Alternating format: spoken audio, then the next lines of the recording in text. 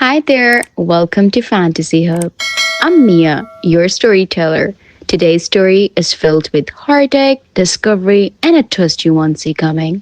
So let's begin. She was the only person in my family who really understood me, Chelsea said as we passed the historic district. My parents wanted me to be practical, become a teacher or an accountant. But Grandma Rose encouraged my love for art, for history. She used to say that someone has to be the keeper of beautiful things. She sounds wonderful. She was. And she would have loved you. She always said she could tell within 5 minutes of meeting someone whether they had an eye for beauty. It's not something you can teach. The way Chelsea looked at me when she said this made my pulse quicken. There was an intimacy in her gaze that felt both thrilling and terrifying. We checked into our respective hotels. Mine was a budget chain. Near the airport, Chelsea's was the elegant Peabody downtown, and agreed to meet in the lobby at 6. I spent the afternoon trying to focus on researching the Victorian collection I was supposed to view the next day, but my mind kept wandering. To Chelsea, to the way she listened when I talked about my work, the way she seemed to see possibilities I'd forgotten existed. When I arrived at the Peabody lobby that evening, Chelsea was waiting by the famous duck fountain, wearing a flowing midi dress in deep emerald green that brought out the gold flecks in her brown eyes. She looked effortlessly elegant, like she belonged in the historic grandeur of the hotel. "You look beautiful," she said when she saw me, and the genuine warmth in her voice made me blush. "Thank you." "So do you?" We walked through downtown Memphis as the sun set, painting the old buildings in shades of gold and amber. Chelsea proved to be an excellent tour guide, sharing stories about the city's musical history, its architectural evolution, the way the Mississippi River had shaped its character. But more than the sights, I was fascinated by her perspective on everything we saw. "Look at that building," she said, pointing to a weathered brick structure with beautiful arched windows. "Most people see a rundown old building. But look at those proportions, that craftsmanship. Someone put love into every detail. It's just waiting for someone to see its potential again." "Like you see potential in me," I said before I could stop myself. Chelsea stopped walking and turned to face me. "Margaret, you don't need someone to see your potential. You need someone to see your worth exactly as you are right now." The intensity in her voice, the way she was looking at me, made something shift inside my chest. I'd been so focused on trying to become worthy of Paul's approval that I'd forgotten what it felt like to be valued for who I already was. "I'm not used to that," I admitted quietly. "I know," she said, her hand briefly touching my arm. "But you deserve it." Dinner was at a small bistro in the Arts District, the kind of place with mismatched vintage furniture and local artwork covering the walls. We sat at a small table by the window, sharing stories and discovering an almost uncanny number of similarities. We both loved old movies, both collected vintage postcards, both believed that there was something magical about objects that had been loved by previous owners. "Can I ask you something?" Chelsea said as we finished our wine. "And please feel free to tell me, it's none of my business." "Sure. Are you happy? Really, truly happy?" The question hung in the air between us. I wanted to give the automatic response I trained myself to give. Of course I was happy. I had a successful business, a stable relationship, a comfortable life. But looking into Chelsea's expectant face, I couldn't lie.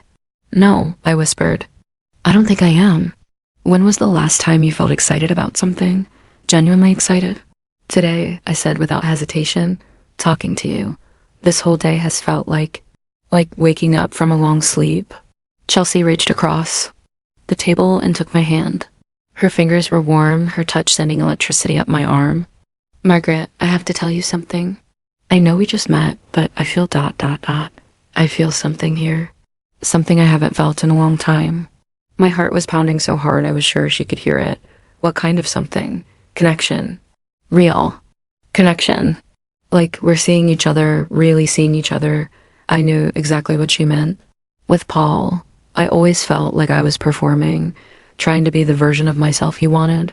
With Chelsea, I felt seen and accepted in a way that was both exhilarating and terrifying. "I feel it too," I admitted. "But Chelsea, I'm engaged. I'm supposed to be getting married in 6 months. Are you?" she asked gently. "Supposed to be? Or is that just what's expected?" Before I could answer, she stood up. "Come on. Let me show you my grandmother's house.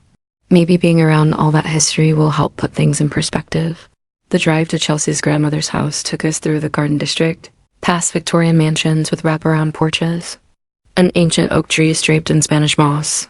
When we pulled up to a pale yellow house with intricate gingerbread trim and stained glass windows, I gasped. It's like something from a fairy tale. Wait until you see the inside, Chelsea said, unlocking the front door. The moment I stepped inside, I knew I was somewhere special. The house felt alive with history and love. Every surface held treasures, Art Nouveau lamps casting colored light through their glass shades, original oil paintings in gilded frames, furniture pieces that belonged in museums. But it wasn't cluttered or overwhelming. Everything had been placed with an artist's eye for beauty and harmony. Oh my God, I breathed, running my fingers along a mahogany sideboard with inlaid mother of pearl. Details. This is incredible.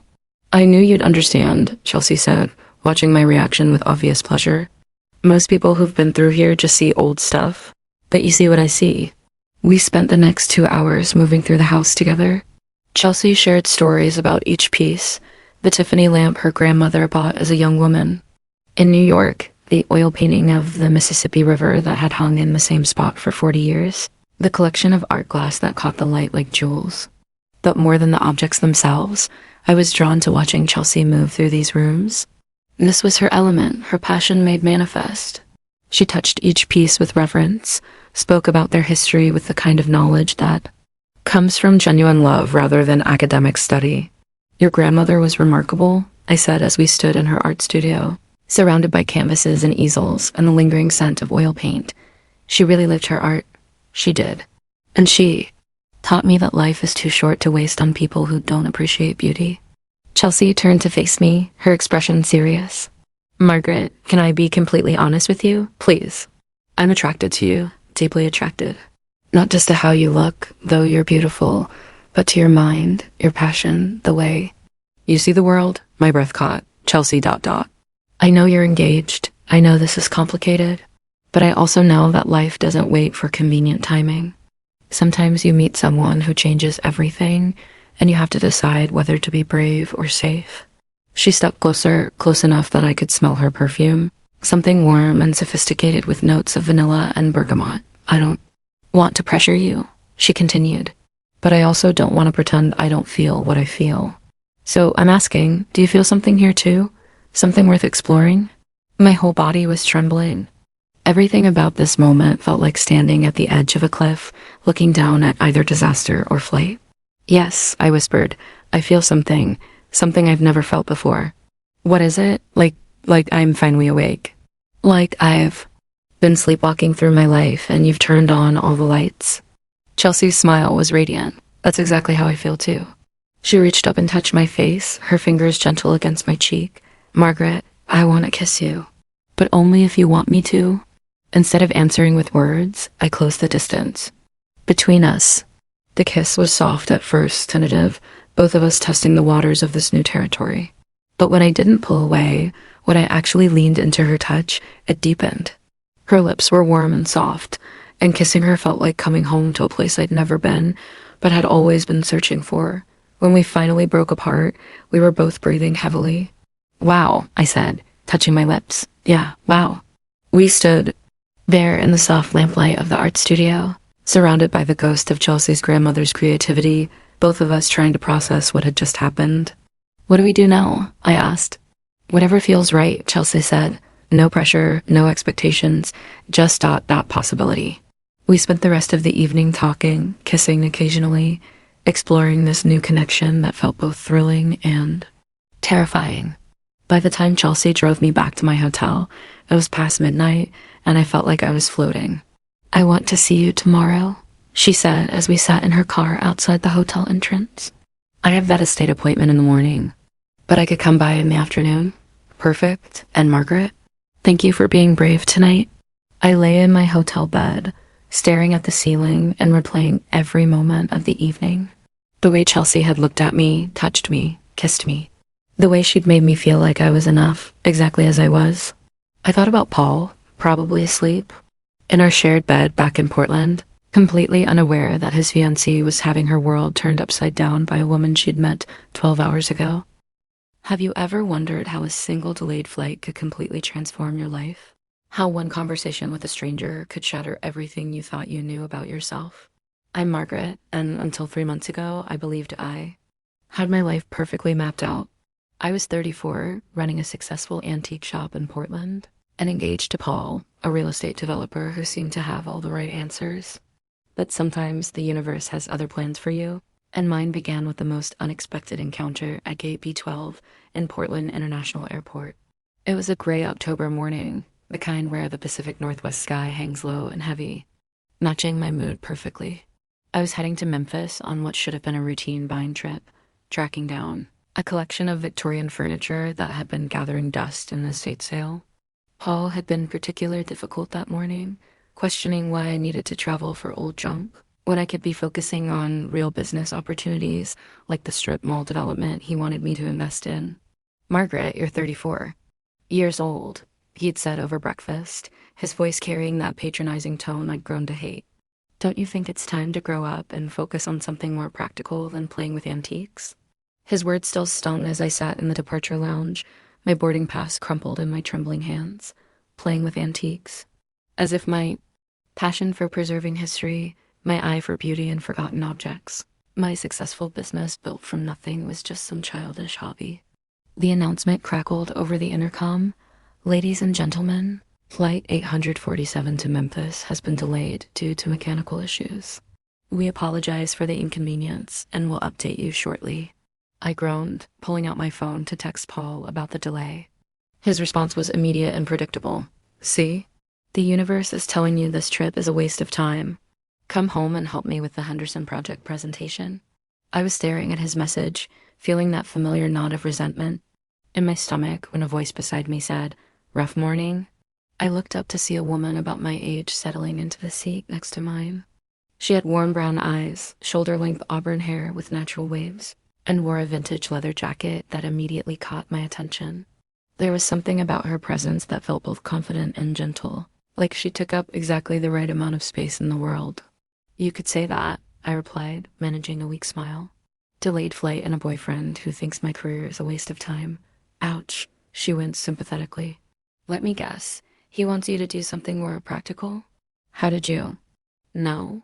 Experience with people who don't understand passion, she said with a knowing smile. I'm Chelsea, by the way. And judging by that beautiful vintage brooch you're wearing, I'm guessing your career involves something creative.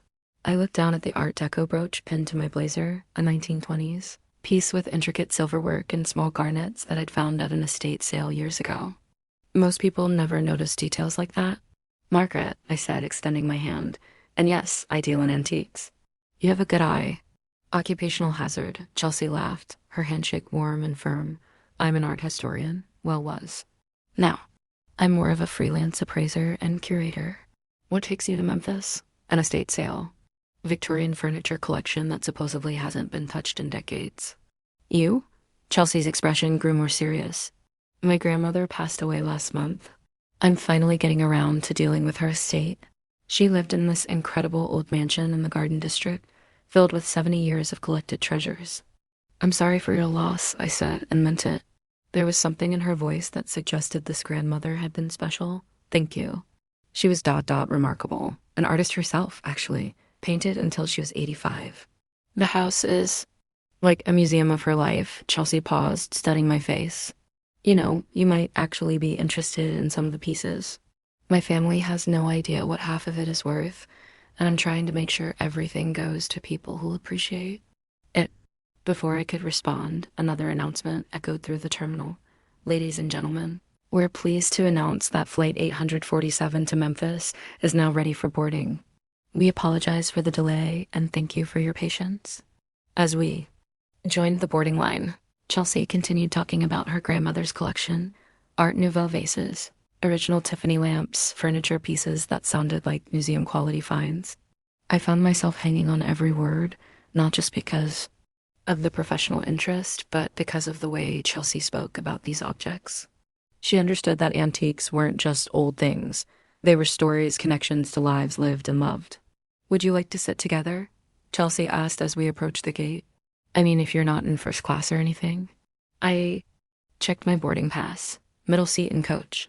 The glamorous life of a small business owner. Perfect. I'm in the aisle seat right next to you. As we settled into our seats, I felt lighter than I had in months. Paul's criticism seemed less important. The delayed morning felt like serendipity rather than frustration. Chelsea had an energy that was infectious. She was clearly intelligent and passionate, but there was also something playful about her, something that made me want to laugh for the first time in weeks. So tell me about this boyfriend who doesn't appreciate antiques, Chelsea said once we were airborne. What does he do that's so much more important than preserving history? Real estate development, I said, trying to keep the bitterness out of my voice. Strip malls, mostly. He thinks anything over 10 years old should be torn down and replaced with something functional. Chelsea made a face like she'd tasted something sour. One of those. Let me guess. He also has opinions about how you should dress, who you should spend time with, and how you should run your business. The accuracy of her observation startled me. How did you— I dated someone like that once, she said quietly. Took me 2 years to realize that someone who truly loves you doesn't try to change everything about you that makes you unique. Her words hit me like a physical blow. Paul was constantly suggesting improvements to my appearance, my business, my social circle. He had convinced me it was because he cared, because he wanted me to reach my full potential. But sitting there, next to Chelsea, I suddenly saw it differently. That's exactly what he does, I whispered. Chelsea turned in her seat to face me fully. Margaret, can I ask you something? When was the last time he celebrated one of your successes? Really celebrated it, without suggesting how you could have done it better? I opened my mouth to answer, then closed it.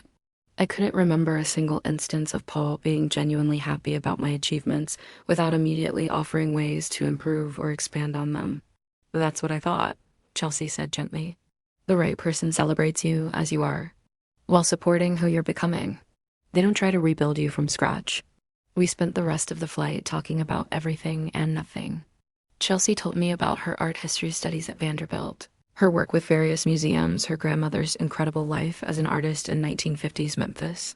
I found myself sharing stories about my antique shop, my love for hunting down forgotten treasures, even my dreams of opening a gallery space someday. Why don't you? Chelsea asked when I mentioned the gallery idea. Open one, I mean. Paul thinks it's impractical. Too risky. He says I should focus on expanding the retail side instead. What do you think? The question was so simple, but it stopped me cold. When was the last time someone had asked what I thought about my own dreams? I think it would be incredible to create a space where people could see these pieces as art, not just furniture, to tell the stories behind them. Then you should do it, Chelsea said with such conviction that I almost believed it was possible. As we began our descent into Memphis, Chelsea pulled out her phone. I know this is forward, but would you like to have dinner tonight? I could show you some of the pieces from my grandmother's collection. Maybe we could help each other. You could give me an idea of what's valuable, and you might find some pieces for your gallery dream. My heart started racing. There was something about the invitation that felt loaded with possibility, though I couldn't quite name what kind of possibility. I'd love that, I heard myself saying. Great, I'm staying at the Peabody. Do you know Memphis at all? Not really. This is my first time here. Perfect. I'll show you around a bit, then we can head to my grandmother's house. Fair warning, it's a bit overwhelming. She never threw anything away, and she had exquisite taste. After we landed and collected our luggage, Chelsea insisted on sharing a taxi to downtown. The October afternoon was warm and golden, so different from Portland's gray morning. As we drove through the city, Chelsea pointed out landmarks and shared stories about visiting her grandmother as a child. My phone buzzed with a text from Paul. Hope your antiquing adventure is going well. Remember, practical pieces only. Love you. For the first time, his casual dismissal of my work didn't sting. Instead, it clarified everything. Paul loved his idea of me, the version he was trying to create. Chelsea seemed to love the real me, the one I'd almost forgotten existed. The next morning's estate appointment was a blur. The Victorian furniture collection was beautiful, exactly the kind of pieces I specialized in, but I found it hard to concentrate. My mind kept drifting to Chelsea, to the possibilities our connection represented, to the impossible decision I was going to have to make. I called her from the car after finishing my appointment. How did it go? She asked. Good. I found some incredible pieces. But Chelsea, I keep thinking about last night. Good thoughts or panic thoughts? Both. I admitted, I've never felt anything like this before. It's exciting and terrifying. Want to talk about it? I'm at the house, starting to catalog some of the smaller pieces. An hour later, I was back in the fairy tale house, but this time the magic felt more real, more present. Chelsea had laid out dozens of items on the dining room table: jewelry, small sculptures, art glass pieces that caught the afternoon light streaming through the windows. I've been thinking, she said as I examined a stunning Art Nouveau pendant, about what you said last night, about feeling like you're finally awake. What about it? I've been feeling the same way. Like I've been going through the motions of my life, but not really living it.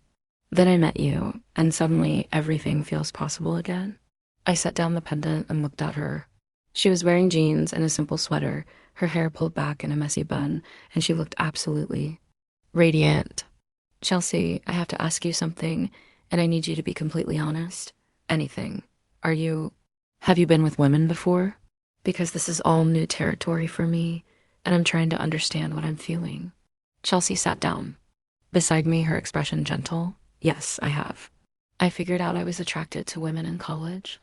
I've had relationships with both men and women, but my most meaningful relationships have been with women. And this?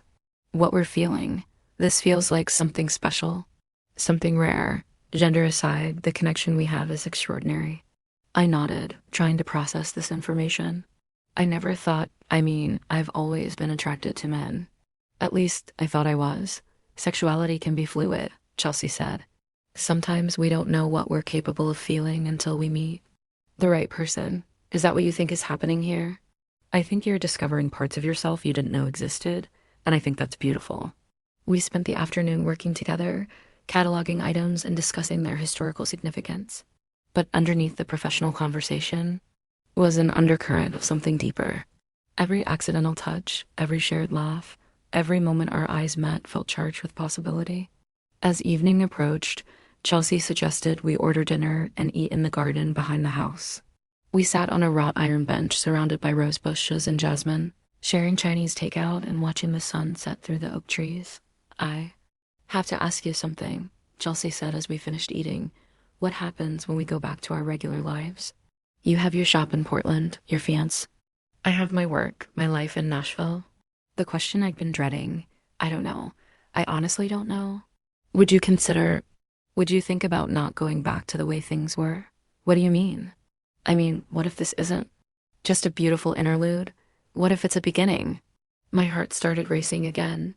Chelsea, I can't just abandon my entire life. I'm not asking you to abandon anything. I'm asking you to consider choosing something different, something that makes you happy. But my business, my apartment, everything I've built could be rebuilt somewhere else with someone who supports your dreams instead of trying to change them. The idea was intoxicating and terrifying in equal measure. You're talking about completely changing my life for someone I've known for 2 days. I'm talking about changing your life for yourself. I'm just offering to be part of that change. We sat in silence for a while, the weight of the decision hanging between us. Finally, Chelsea stood up. Come on. There's something I want to show. You. She led me inside and up the stairs to her grandmother's bedroom. It was a beautiful room with a 4-poster bed and lace curtains. But what caught my attention was the wall of photographs, decades of pictures showing a vibrant woman, living a full, creative life. She was married once, Chelsea said, pointing to a wedding photo from the 1950s, but it only lasted 2 years. She said she realized she was trying to fit into someone else's idea of who she should be. What happened? She divorced him, moved to Memphis, started painting, lived exactly the life she wanted to live. She was happy until the day she died. She was brave. She was. And she taught me that courage isn't the absence of fear. It's feeling the fear and choosing to act anyway. Chelsea turned to face me. Margaret, I'm not asking you to make any decisions tonight, but I am asking you to consider what kind of life you want to live. One where you're constantly trying to become someone else's idea of perfect, or one where you're celebrated for exactly who you are. That night, we slept in separate rooms. Chelsea was giving me space to think, to process everything that was happening. But lying alone in the guest bedroom, surrounded by the quiet presence of the grandmother's house, I found myself imagining a different kind of life. One where I could pursue my gallery dreams without justification, where my passion for antiques was seen as an asset rather than a liability, where I could be myself without apology. The next morning was my last day in Memphis before my scheduled flight back to Portland. Chelsea and I had breakfast together in the kitchen, the conversation careful and a little sad. "Have you decided what you're going to do?" she asked gently. "I need to go back," I said. "I need to at least try to have an honest conversation with Paul about how I'm feeling." Chelsea nodded, though I could see disappointment in her eyes. "I understand. That's the right thing to do. But Chelsea, this isn't goodbye. I need some time to figure things out, but I don't want to lose this. I don't want to lose you." Her smile was like sunrise. "You won't lose me. Take all the time you need." As we said goodbye at the airport, Chelsea pressed something into my hand, a small jewelry box. "Don't open it now," she said. "Open it when you need to remember that someone sees your worth." The flight back to Portland felt like traveling backward through time. With each mile, I could feel myself being pulled back into my old life, my old patterns. But something fundamental had changed. I couldn't unknow what I now knew about myself, about what I was capable of feeling, about what I deserved from love. Paul picked me up at the airport, chattering about his week, his projects, his plans for our future. He didn't ask about my trip beyond whether I'd found anything worth the expense. "Actually, yes," I said as we drove through the familiar gray streets of Portland. "I found several pieces that will be perfect for the gallery." "What gallery?" Paul asked, his tone sharpening. "The gallery I'm going to open." I've decided to move forward with that plan. Paul's hands tightened on the steering wheel. "Margaret, we've talked about this. A gallery is too risky. You need to focus on practical expansion of your existing business." "No, Paul. You've talked about this. I've listened. But I'm done trying to fit my dreams into your idea of what's practical." The argument that followed was explosive. Paul accused me of being irresponsible, impractical, influenced by romantic notions about art and beauty.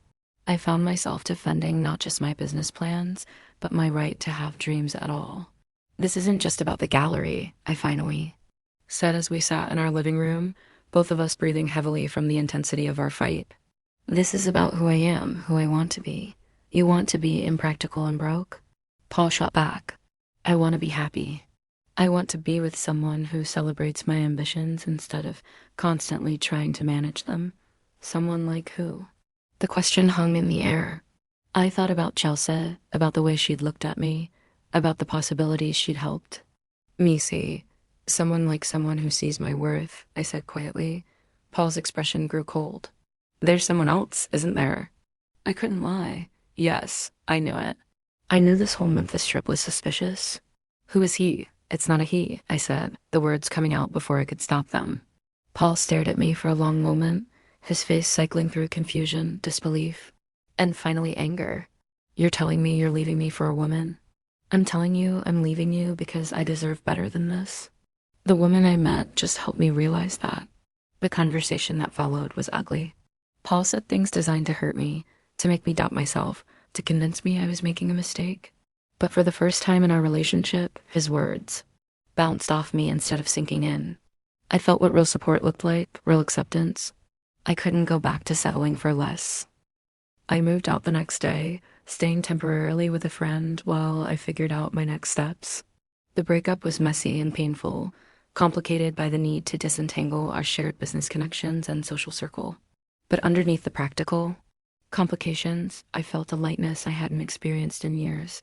Chelsea and I talked every day. She was patient with my confusion, supportive of my decision to end my engagement, encouraging about my gallery plans. She never pressured me to define our relationship or make commitments I wasn't ready for. She just reminded me daily that I was worth loving exactly as I was. 3 weeks after returning from Memphis, I made a decision. I called Chelsea early one morning, my hand shaking as I dialed her number. "I want to come to Nashville," I said when she answered. "I want to see if we can build something real together. Are you sure?" she asked, and I could hear the hope in her voice. "I'm terrified," I admitted. "But I'm more scared of wondering what if for the rest of my life." "Then come. Come and let's see what's possible." 6 months later, I'm sitting in the gallery space Chelsea and I opened together in Nashville's Arts District. It's a beautiful converted warehouse with exposed brick walls and huge windows that flood the space with natural light. We specialize and estate pieces with historical significance, and we've built a reputation for helping people understand the stories behind their inherited treasures. The opening of our From Estate to Art exhibition is tonight, featuring pieces from Chelsea's grandmother's collection alongside items I've carefully selected from various estate sales. It's everything I dreamed of and more, a space where history and beauty come together, where people can see antiques as art rather than just old furniture. Ready for tonight? Chelsea asks, coming up behind me and wrapping her arms around my waist. More than ready, I say, leaning back against her.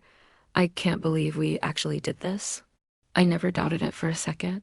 I turn in her arms still, amazed by how right this feels, even when I was too scared to leave Portland, especially then. I knew you just needed time to find your courage. And what if I'd never found it? Then I would have waited, she says simply. Some people are worth waiting for. As I look around our gallery, filled with beautiful objects that tell stories of lives lived and loved, I think about the journey that brought me here. A delayed flight, a chance conversation, a decision to be brave instead of safe. Sometimes the most important moments in our lives don't announce themselves with fanfare. Sometimes they come disguised as ordinary encounters that turn out to be anything but ordinary. Tonight, surrounded by the people we've come to love in Nashville, celebrating the business we've built together, I remember that courage isn't a one-time decision. It's a choice you make every day to honor your authentic self, to pursue your dreams, to love and be loved without apology. And sometimes, if you're very lucky, all of that courage leads you to exactly where you belong.